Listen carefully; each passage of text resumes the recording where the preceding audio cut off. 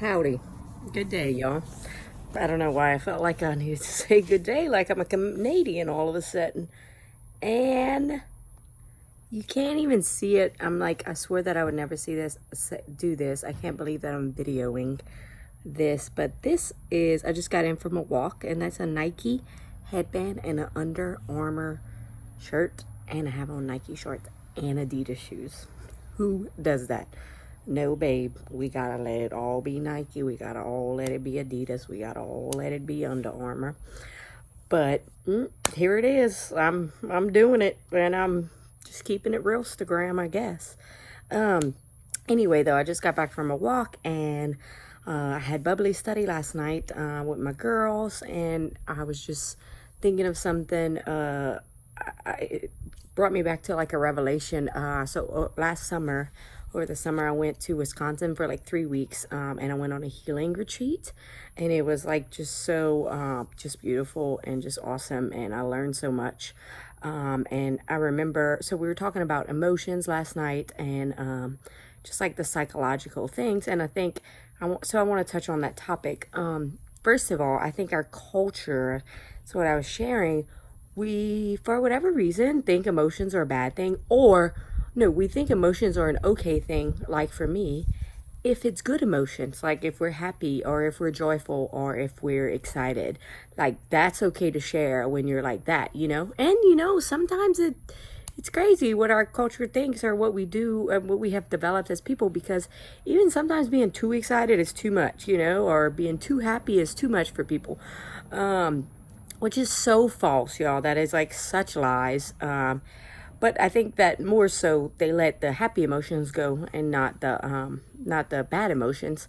Like me, in my upbringing, I, for whatever reason, developed this lie that I should, like, I need to be happy all the time, which I was for the most part. But like when I felt a bad emotion, I can remember all I did, my mom used to always say, the only time I would ever cry was when I was super mad, because I think like I didn't know what to do with that emotion, so I just cried. Now I cry for everything. Well, actually, I don't even anymore. I used to when I came back from missions. Wowza, I meant to say. But anyway, yeah. So I never showed those emotions, and because I, for whatever, didn't want to show if they were bad. And so then it like got me in bondage, and later in my life, I had all these emotions that had to come out. And I believe that we have stuff inside of our hearts. We are created with emotions. Emotions are a good thing. I don't know why we teach even our kids like, don't cry. I think that emotions should be honored and be taken in the right context, but they are valid. Your feelings are your feelings, and you have to feel them. If they are a bad emotion, like something like anger or being mad, well then I think it's okay to feel them. That might be when you need to take some time to yourself and say like, okay, why am I feeling mad? Because again, like I've said before, it is never that other person, or it's never, someone can't make you feel something. You have some emotions underlying those negative emotions, and that's what you need to see about and see what is causing that. Like, why am I mad here? What is it? It's an insecurity, it's a trigger, it's some kind of pain I haven't dealt with, or why am I angry at this? So I think that's important. But what I really wanted to share, and I can probably, I have a feeling I'm kind of passionate about feeling the feels, so I'll probably have more videos to come about this. Sorry if this was a ramble, but just is what it is, and I just feel like I need to just share these videos. They come on my heart, no editing. This is the real, this is the raw, this is the me, this is the truth that I believe, and this is what I'm supposed to share. Maybe eventually I'll do all that edit stuff and, be more direct and all that, but for now, here it is. But I want to share a beautiful story about, and I think that like parents would really appreciate this.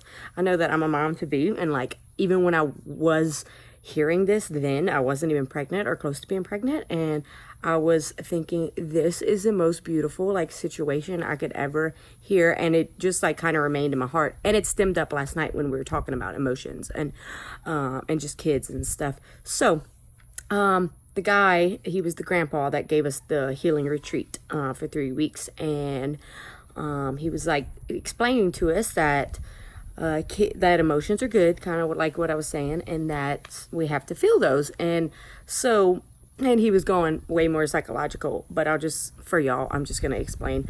I'm just going to share the story. But yeah, so he saw his grandson. They were at a party or something.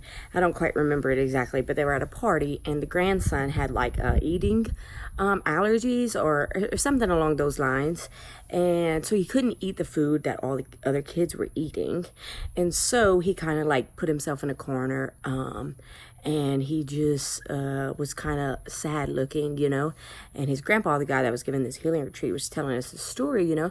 And he said he noticed that his grandson was kind of sad. And so he walked on over to him, and he sat next to him, and he said, you know, what's wrong, bud? So the grandson eventually came to say, as talking through them, which is so important. I think that's what we have to do as parents, as teachers, as whatever we are, even non-moms. You know, I kind of do it with my sister's girls right now, my brother's girls, just to make them feel the feels sometimes, you know.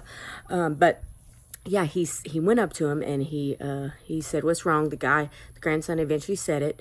That he was kind of sad, you know, I think he helped him to be aware that he was sad. So the grandson said, well, I can't eat the food that all the kids are eating, you know.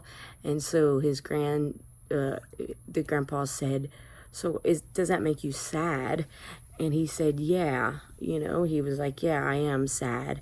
And so what the grandpa did is, might choke you up, because it choked me up that time, and it kind of got me last night. But he said, I know that you're sad, bud. He said, and you know what? I'm just going to sit here next to you, and I'm going to be sad with you. And I don't know, it's just so beautiful that, like, what he did in that moment was, he didn't say, like, well, don't feel sad. I think that's what we tend to do. We try to fix it, you know? Like, I mean, I'm guilty of it. I do it too. Like, we love them so much that we're like, okay, well, I'll go get you some other kind of food that you could have, or whatever the case is, you know? And it's like, really, what we need to do is let them feel the emotion, because it's super important to feel the emotion that they're feeling. And it makes you in tune, even for later in life, to be in tune with those emotions, so you're aware of your emotions, don't have it all stuffed inside. You don't know what you feel. That's where I was. But now I'm getting better. No, I'm definitely getting better. I'm there. I'm a little bit feels. but I think that's so important. And I thought that was just like a beautiful story.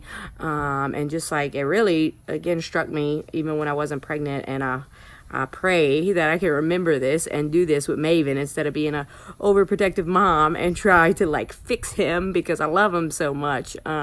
So yeah, I wanted to share that story with y'all. I just think it's a beautiful story, and I think that it's some good, wise advice that we might not know, or we might think that we're doing right by helping them, by trying to fix it. But really, the love there, loving them best, is just being there with them in their pain, and knowing and letting them know that you're there for them, and you're feeling the same thing too. It's called compassion. You really get connected there, you know. Anyway, peace, love, and godly juice. And if y'all like these videos, please subscribe. I forgot that I'm supposed to end with that, so I'll end with that starting now. Love y'all.